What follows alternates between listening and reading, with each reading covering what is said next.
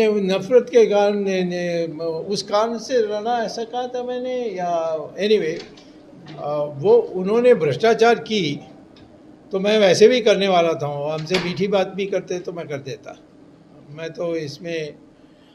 परंतु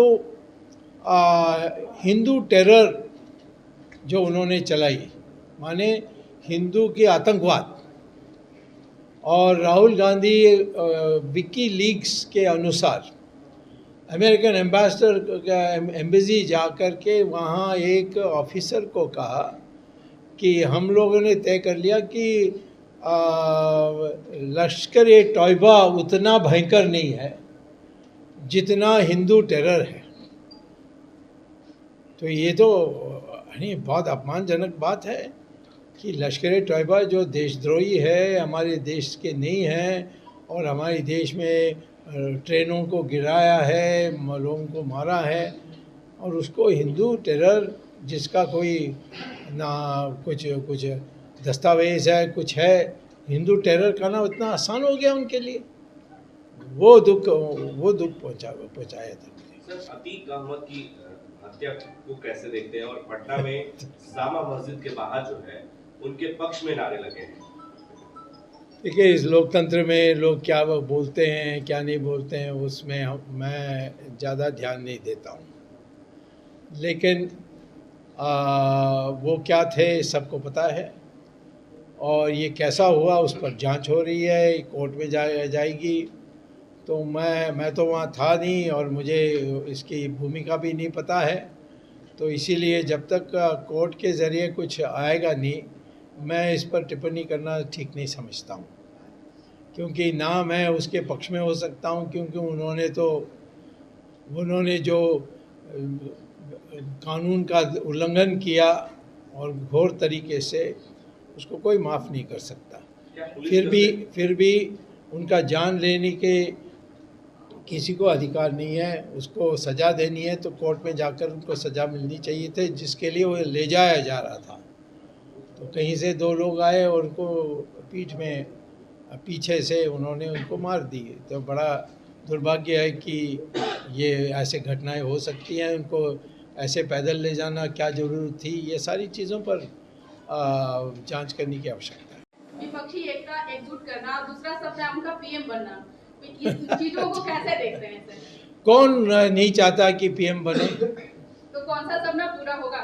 नहीं, सपना तो एक ही का होगा, अब किसका होगा मैं क्या कह सकता हूँ। लाल बहादुर शास्त्री प्रधानमंत्री बनेंगे, मैं कोई नहीं सोचता था, बन गए, आश्चर्यजनक था। और हाँ,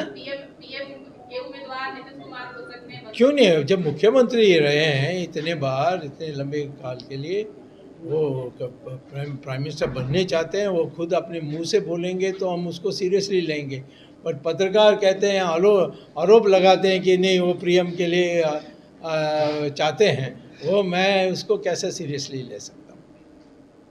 सर, तमाम विपक्षी दलें कहती है लोकतंत्र खतरे में है। हाँ, संविधान को बेहद करीब से आपने देखा। हाँ, क्या वाकई लगता है मौजूदा परिस्थिति में जो लोकतंत्र है उसकी धज्जियां उड़ाई जा रही है और वो खतरे में नजर आ रहा है? लोकतंत्र और भी लोकतंत्रीय हो सकता है। कई चीज़ें हैं जो मुझे भी कभी पसंद नहीं है, परंतु इमरजेंसी के बराबर तो हम कहीं भी उसके निकट में नहीं हैं। तो पहले ये कहें कि इंदिरा गांधी ने जो इमरजेंसी लगाई वो देशद्रोही काम था, और इससे बहुत लोगों का नुकसान हुआ। कितने लोगों, 1,40,000 लोगों को बिना कोई मीसा में बंद कर दिया था। तो इसीलिए ये कांग्रेस वाले अपने इतिहास को इतना जल्दी भूलने क्यों चाहते हैं? पब्लिक तो नहीं भूलेगी। हाँ, मैं तो समझता हूँ कि कई चीज़ें हैं जो मुझे पसंद नहीं है, मैं ओपनली बोलता हूँ उस पर, और लोग मुझे कहते हैं कि तुम्हें पार्टी से क्यों नहीं निकाला। मैंने कहा निकालेंगे तो और भी बोलूँगा, इसीलिए। क्या लगता है सर 2024 में ऐसा हुआ नहीं, लोग अनुमान लगाते हैं कि वो होंगे, परंतु इसमें एक प्रक्रिया है, इस प्रक्रिया में कार्यकर्ता क्या सोचते हैं, सहयोगी क्या सोचते हैं, पब्लिक में हम लोगों की क्या यानी हम लोगों को क्या पता लगा पब्लिक में क्या है, ये सारी चीज़ों होगी। मैं यदि मोदी ये समझता है कि वो जब भी चाहेगा प्रधानमंत्री वो बन सकता है, ऐसा तो नहीं है। हमारी पार्टी वो कांग्रेस में हो सकती है। कांग्रेस में सोनिया गांधी, नेहरू परिवार का कोई होना चाहिए, ये एक रूल बना है।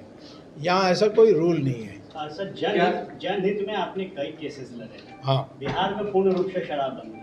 हाँ। क्या जिस तरीके से इसको लागू किया गया, बड़ी संख्या में लोग जेल में हैं, क्या लगता है ये सफल है, या इस पे और मजबूती से कानून बनाना चाहिए, या नीतीश कुमार को एक बार फिर इस पे समीक्षा करके कुछ अलग सोचना चाहिए?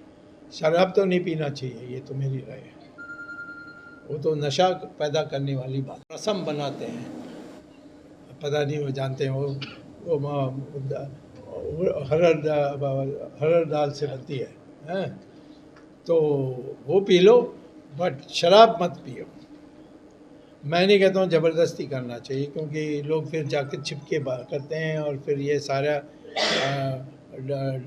नंबर 2 काम शुरू हो जाती है। शराब बिल्कुल छूना नहीं चाहिए। जैसे आज लोगों को दिमाग में आया है और डॉक्टर्स के कहते कहते थकते आज ये सब मानने लगे हैं कि सिगरेट पीना भी गलत है, उससे कैंसर होती है। तो वैसे ही मैं कहता हूँ शराब तुम्हारी दिमाग ख़राब करेगी, उसको मंदी पैदा करेगी तुम्हारे दिमाग में। तो शराब को मत छुओ। और जो लोग शराब बेचते हैं वो देशद्रोही हैं। अब इसको आप कंट्रोल कर सकते हो, नहीं कंट्रोल सकते हो। मैं समझता हूँ कि उसके लिए पहले पब्लिक को सिखाना चाहिए। ये सिनेमा में जो दिखाते हैं सब शराब पीते हुए, नाइट क्लब्स में शराब बांटी जा रही है, शराब पीने से ही तुम मर्द हो जाओगे। महिलाओं को भी ज़बरदस्त पिलाते हैं ताकि वो थोड़ा तैयार हो जाए गलत काम करने के लिए। तो इस प्रकार से जो हो रहा है ये हमारी संस्कृति नहीं है। मैं कहता हूँ हमारी कहीं भी संस्कृति में सोमा कहते हैं, सोमा तो सिर्फ पूजा में, वो भी जैसे लस्सी को यानी उसको जो लस्सी एक जमाने खट्टा हो जाती है उसको सोमा कहते हैं। तो वैसे ही सोमा भी उसी तरीके से तैयार की जाती है तेल से। तो वो हमारी इतिहास में अच्छे लोग कभी शराब नहीं पीते। तो मेरा राय है कि बच्चों से मिलकर कैसा लगा? बच्चों से अभी अच्छा ये सब्जेक्ट बंद कर दूं फिर? अच्छा, तो इसीलिए मैं शराब पर यही कहूँगा कि मत पियो। मैं तो अधिकार में नहीं हूँ तो मैं बता नहीं सकता। सर, सीबीआई और ईडी का क्या कह रहे थे? बच्चों से मिलकर कैसा लगा? अच्छा, आनंद आई, इतने लोग आए अपने आप, और सबसे ज़्यादा आनंद इससे आए और इसके भाई से आई कि भाई मैं तो कभी नहीं सोचता था तुम इतने आगे बढ़ जाओगे। उस समय तो जब था वो बड़ी शरीफ आदमी था।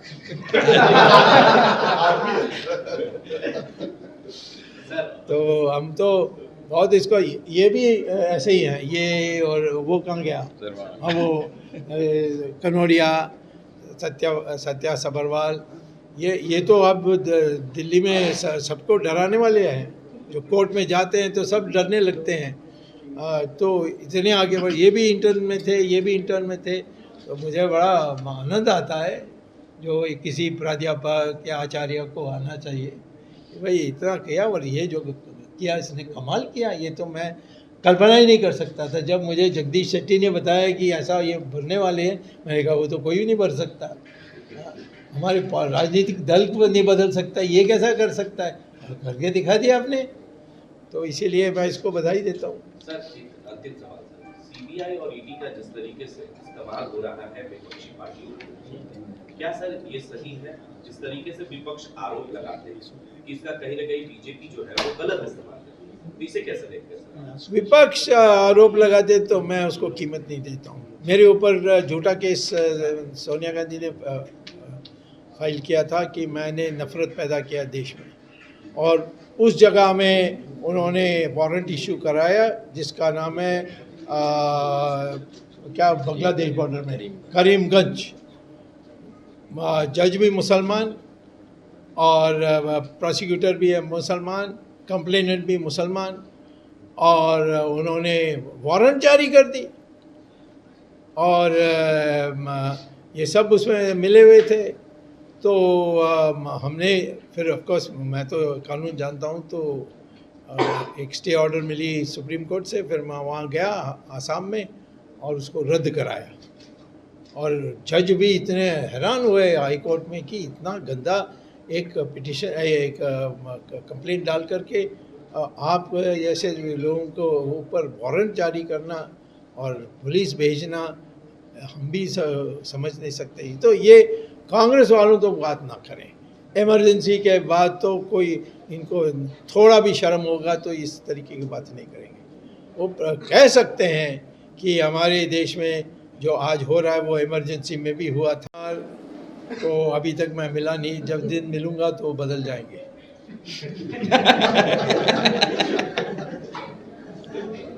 मिलने की इच्छा जाहिर करते हैं नहीं सर? हाँ, मिलने की इच्छा है कि नहीं? हाँ, जो इस बार भी मैंने उनको भेजा, बट वो ईद के कारण हो सकते हैं कि सारा प्रोग्राम उसका बना हुआ है, तो जो टाइम उनके लिए सूट करता है मुझे नहीं सूट करता, इसीलिए नहीं मिले। अब उसमें मिलने गया, वो कल दिल्ली आएगा तो मैं मिल लूँगा। क्या जानबूझ करके हुआ है कैसे? हाँ, जानबूझ करके कुछ तो नहीं है? नहीं, वो नीतीश कुमार हमारे साथ ऐसा नहीं करेगा, उसको हम जेपी मूवमेंट से जानते हैं, हम भी समझते हैं ना उनकी। हिंदू राष्ट्र बना हुआ है, तुम पहचानते नहीं हो कौन सी चीज है हिंदू राष्ट्र का जो आज नहीं है, अब बताइए। संविधान में भी है। हाँ, राष्ट्र के लिए बनाने की जरूरत नहीं। हाँ, यदि आप कह रहे हो कि हिंदू राष्ट्र में मुसलमान के लिए जगह नहीं होगा, वो हिंदू राष्ट्र नहीं। सर एक सवाल सर। मुसलमान इस देश की संस्कृति को स्वीकार करेगा तो वो मेरा भाई है, सर, क्योंकि उसका डीएनए भी मेरा डीएनए है। सर आपने लोग फोटो लेंगे अपने। अच्छा, कौन? सीतामढ़ी से आई हैं वहाँ। अच्छा, मिथिला से। जर्नलिस्ट? नहीं सर, हाँ, डॉक्टर। हाँ, अच्छा, सर, ओके। एक हाँ। आपने हंसते हुए एक जवाब दिया कि नीतीश जी साथ आएंगे, मिलेंगे तो मन बदल जाएगा। हाँ। क्या आप एनडीए में भी आ जाएंगे? इंडिया में तो पहले थे, फिर से आएंगे, अभी महागठबंधन में। मैं तो चाहता हूँ आए, उसका तो मैम हो गया। डीएनए जो है वो तो हमारे इंडिया का ही है, उसका खून तो हमारा खून है। सर एक दो लोग फोटो। पहले तो उन्होंने मुझे कोई मटेरियल तो भेजा नहीं, तो मैं नहीं कह सकता हूँ इसमें क्या है नहीं है, परंतु उनको बहुत सालों से जानता हूँ, 77 से 1977 से जानता हूँ, और वो राजनीति में उनका एक स्तर है, और वो साधारण असत्य नहीं बोलते। तो मैं इतना ज़रूर कहूँगा कि इसको गंभीरता से लेना चाहिए, क्योंकि उन्होंने कहा है, तो फिर उनसे सरकार पूछनी चाहिए, यानी धमका के नहीं करना चाहिए, क्योंकि वो उनका स्थान बहुत, यानी वो गवर्नर भी थे, एमपी भी थे, मिनिस्टर भी थे, तो इसीलिए उनकी जो मर्यादा जो देनी है उसको देकर उनसे पूछना चाहिए कि ये जो हुआ इसमें कोई आपके पास कोई ऐसा एविडेंस है जिस पर आधारित हम कार्रवाई कर सकते हैं, ये करना चाहिए। उसको गाली देना, उसको धमकाना, उसके ऊपर उसके घर में रेड करना, ये सारी चीज़ों का हम कहानी नहीं सुनने चाहते हैं, और हम जानने चाहते हैं कि भाई इसमें तथ्य क्या, क्योंकि पुलवामा बहुत दुखद घटना थी, और ये कि हमारी गलती के कारण हुआ है, तो फिर इस पर कार्रवाई तो निश्चित होनी चाहिए। तो इसीलिए जो उन्होंने कहा है और अन्य बातों भी कहा है, इस पर जांच की आवश्यकता है। आशीर्वाद इजीकॉन ग्रुप, भरोसे का दूसरा नाम। हम सिर्फ घर नहीं, खुशियां भी बनाते हैं। आशीर्वाद रोज वैली, जिसमें है premium flats with all modern amenities. Patna में लेना चाहते हैं अपने सपनों का आशियाना, तो कीजिए हमारे इन नंबरों पर संपर्क।